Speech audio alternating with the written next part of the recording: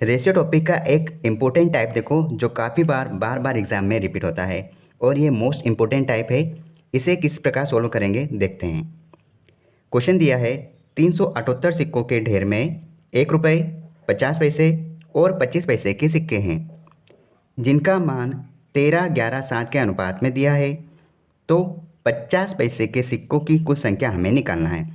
ऐसे क्वेश्चन में सबसे पहले ये देखो कि हमें दिया क्या है और हमें निकालना क्या है। हमें यहाँ पर दिया है सिक्कों की कुल संख्या। यहाँ पर सिक्कों की कुल संख्या है 378 रुपये, ठीक है। और हमें निकालना है यहाँ पर 50 पैसे के सिक्के कितने हैं, ये हमें फाइंड करना है। अब देखो इसे बनाना किस प्रकार है। यहाँ पर हमारे पास सिक्के हैं, कौन कौन से हैं। हमारे पास सिक्के हैं यहाँ पर 1 रुपये, 50 पैसे और 25 पैसे के सिक्के हैं हमारे पास। अब यहाँ पर ये दे दिया गया है कि सिक्के हमारे पास 1 रुपये, 50 पैसे और 25 पैसे के सिक्के हैं। उनका मान दिया है, मतलब कि यहाँ पर दिया है वैल्यू कि 1 रुपये के सिक्के हैं तो वो है 13 रुपये। और यहाँ पर बोल दिया है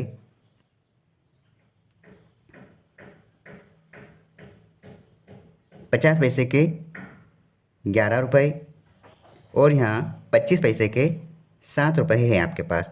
तो हमें यहाँ पर क्या निकालना है, हमें यहाँ पर टोटल सिक्के निकालना है। तो टोटल आप सिक्के देखो कितने हो रहे हैं।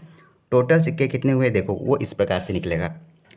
1 रुपये के यदि आपके पास 13 रुपये बनते हैं, 1 रुपये के सिक्के के यदि 13 रुपये बनते हैं तो आपके पास कुल कितने सिक्के हुए, 13 सिक्के हुए। क्योंकि 1 रुपये का एक सिक्का है, 13 रुपये बनाने के लिए 13 सिक्कों की ज़रूरत पड़ेगी।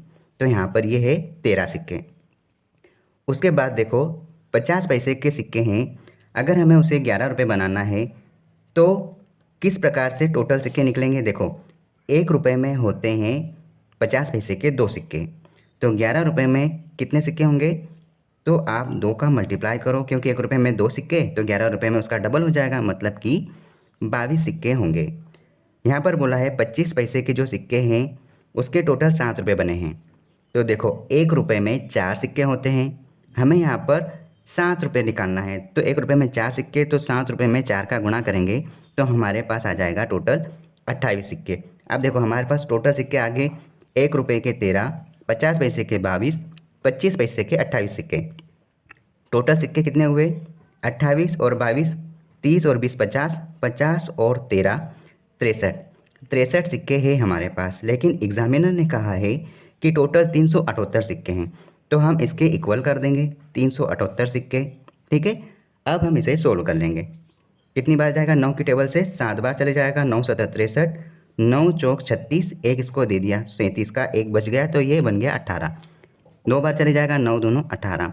फिर वापस आप इसको सोल्व करो, 7 6 42, मतलब आपका यहाँ पर 1 यूनिट का वैल्यू कितना आ गया, 6। आपके पास 1 यूनिट का वैल्यू 6 आ गया। अब जो पूछ रहा है वो आप फाइंड कर दो। आपको पूछा गया है 50 पैसे के सिक्कों की कुल संख्या कितनी है। तो 50 पैसे के हमारे पास कितने सिक्के हैं, 22 सिक्के हैं। हमारे पास 50 पैसे के 22 सिक्के हैं, तो हम क्या करेंगे, इस 22 में 6 का मल्टीप्लाई करेंगे, क्योंकि हमारे पास 1 यूनिट की वैल्यू आ गई।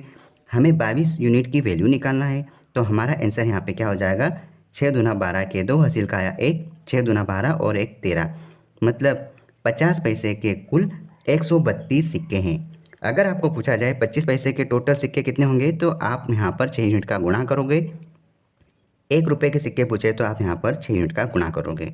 इस प्रकार से आप किसी का भी आंसर आसानी से दे सकते हैं। आपको 50 पैसे के सिक्कों की संख्या पूछी है, हमने निकाली 132, और इस प्रकार हमारा आंसर है option B. Option B is right answer. इस प्रकार के क्वेश्चन को इस प्रकार से सोल्व किया जा सकता है, ठीक है। इस छोटे छोटे अप्रोच को सीखने के लिए आप चैनल से जुड़े और अपनी पढ़ाई को बेहतर बनाएं। इस क्वेश्चन को आप बनाने का तरीका समझो। एक थैले में 20 रुपये, 10 रुपये और 5 रुपये के नोट जो कि 3:4:5 के अनुपात में है। यदि थैले में कुल 2000 रुपये हो तो बताना है नोटों की संख्या कितनी होगी। देखो हम इसको किस प्रकार सोल्व करेंगे। हम देखते हैं कि कोई ए थैला होगा, बी होगा और सी होगा। हम इसके अनुसार सोल्व करते हैं। अगर ए थैले में हम देखते हैं, यहाँ पर रुपये कितने हो सकते हैं, 20 रुपये एक थैले में। बी थैले में 10 रुपये और सी थैले में 5 रुपये के नोट हैं, ठीक है। और इनका अनुपात मतलब कि यहाँ पे दे रखी है कि इनकी क्वांटिटी क्या होगी।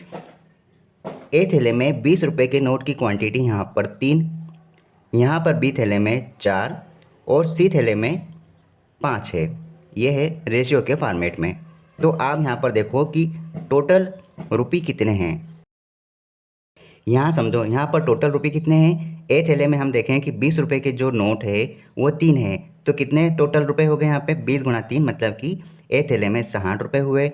बी थैले में देखो 10 रुपये के 4 नोट है, तो कितने यहाँ पर 40 रुपये हुए। और सी थैले में 5 रुपये के 5 नोट है, मतलब कि हम यहाँ पर क्या कर रहे हैं पता है, हम यहाँ पर इनका मल्टीप्लाई कर रहे हैं। तो यहाँ पर सी थैले में 25 रुपये हुए।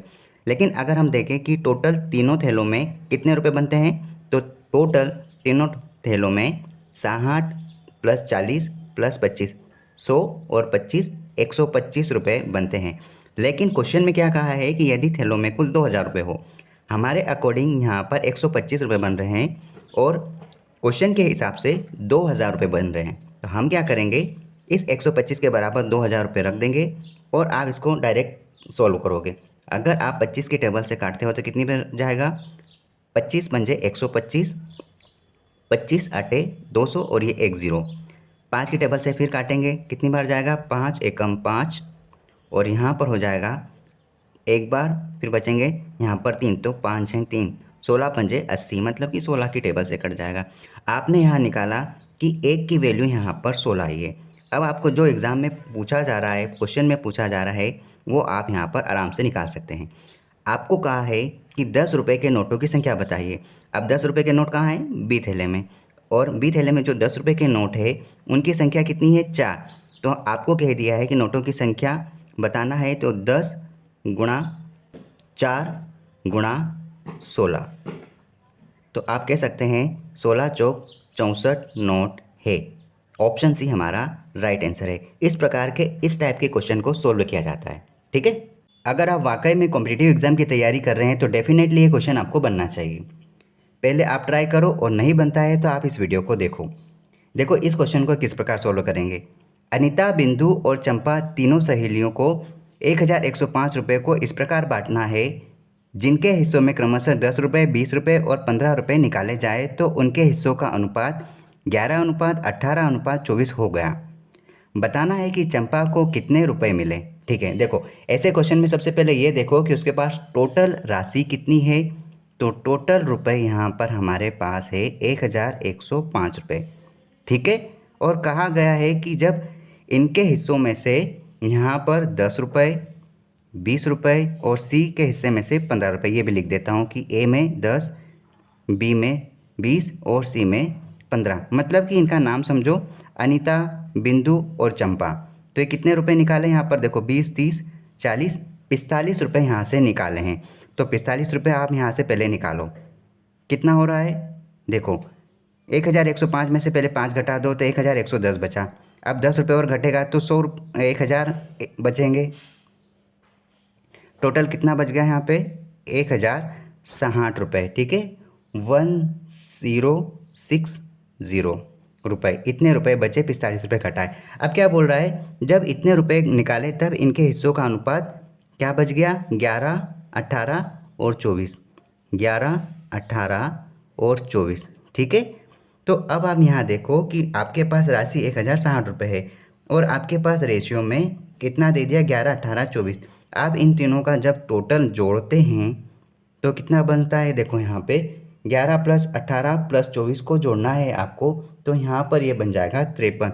8, 4, 12 और 13 के 3 हासिल का 1, 2, 3, 4 और 1, 5, 53 बचता है। और यहाँ पर आपके पास टोटल राशि है 1060 रुपये, ठीक है। अब आप देखोगे कि यहाँ पर इसको काटना है, तो देखो 53 एकम 53 और 53 दूना 106, देखो 3 दूना 6 डबल हो रहा है, 5 दूना 10 डबल हो रहा है, 0 का 0, मतलब कि 1 यूनिट की वैल्यू आपके पास कितनी आ गई, 20 आ गई। अब आपको क्या कहा जा रहा है, चंपा को कितने रुपए मिले। तो देखो चंपा का यहाँ पर रेशियो कितना था, 24, तो चंपा का रेशियो यहाँ पर 24 था। तो 1 यूनिट की वैल्यू 20, तो 24 यूनिट की वैल्यू कितनी आ गई यहाँ पे, 24 दूनी 48 और 0 का 0, मतलब कि 480। लेकिन ये 480 सही आंसर नहीं होगा। क्यों? क्योंकि ये रेशियो जब पैसे निकाले गए थे उसके बाद का दिया गया है। तो आप वो पैसे वापस लौटाओ पहले। तो आपको यहाँ पर चंपा को 15 रुपये वापस देना है, क्योंकि 15 रुपये पहले निकाले थे। तो आप 15 रुपये वापस दो चंपा को। आपके पास अब चंपा के पास कितनी राशि हो गई? चंपा के पास यहाँ पर अब 495 रुपये की राशि बन गई है। इतने रुपए चंपा को मिले। इस प्रकार हमारा आंसर यहाँ पर होगा option C. Option C is right answer. इस प्रकार के क्वेश्चन को इस प्रकार डील किया जाता है। ठीक है। अगर आप वाकई में कॉम्पिटिटिव एग्जाम की तैयारी कर रहे हैं तो ये क्वेश्चन आप चुटकियों में बना लोगे। अगर ये क्वेश्चन नहीं बन पा रहा तो आप ये वीडियो देखो और इसकी अप्रोच को समझने की कोशिश करो। क्वेश्चन दिया है 12,560 रुपये को ABC में इस प्रकार बांटा गया है कि उनके हिस्सों से क्रमशः 25 रुपये, 35 रुपये, 50 रुपये कम कर दिए जाएं तो उनका अनुपात 7, 10 और 13 के अनुपात में हो जाता है। बताइए C के पास कितनी धनराशि थी। सबसे पहले ऐसे क्वेश्चंस में ये नोटिस करो कि पैसा कितना है टोटल। आप यहाँ पर टोटल राशि देखो, टोटल रुपये यहाँ पर है 12,560 रुपये। ये आप ध्यान रखना। ठीक है। अब यहाँ पर ये देखो कि उनका अनुपात इतने रुपए कम करने पर, कम करने के बाद उनका रेशियो कितना आ रहा है? 7, 10 और 13 आ रहा है। यहाँ हम लिख देते A, B और C का रेशियो है कम करने के बाद। लेकिन पैसा कितना कम किया गया है? आप ध्यान दो, पैसा आपको कम किया गया है 25, 35 और 50 रुपये। ये टोटल कितना हो रहा है? 5, 10 की शून्य छिलका है 5 और 5 10 और 1 11, मतलब कि 110 रुपये कम करा तब जाके ये रेशियो आया। तो आप एक काम करो, सबसे पहले टोटल अमाउंट में 110 रुपये आप कम करो। 110 आपने कम किया तो आपके पास वैल्यू कितनी आई? 0, 5, 4 और ये 12। देखो इतना पैसा पहले उसने कम किया तो वैल्यू ये बची है, और उस समय कम करने के बाद बता दिया कि इसका रेशियो इतना है। ठीक है। अब आप देखो यहाँ पर ये टोटल कितना हो रहा है। यहाँ पर टोटल देखो 10, 20, 23 और 7 30, 30 यूनिट हो रहा है, और यहाँ पर कम करने के बाद राशि 12,450 हो रही है। ठीक है। आप यहाँ पर 1 यूनिट की वैल्यू निकालो, 0 से 0 काटो, सस्ता पड़ेगा। 3 की टेबल से काटो, 3 एकम 3 और यहाँ कितना हो गया? 3 चौक 12, 3 एकम 3 और ये 3 पंजे 15। आई होप समझ में आ रहा होगा कैसे कटेगा। तो यहाँ पर 1 यूनिट की वैल्यू 415 हुई।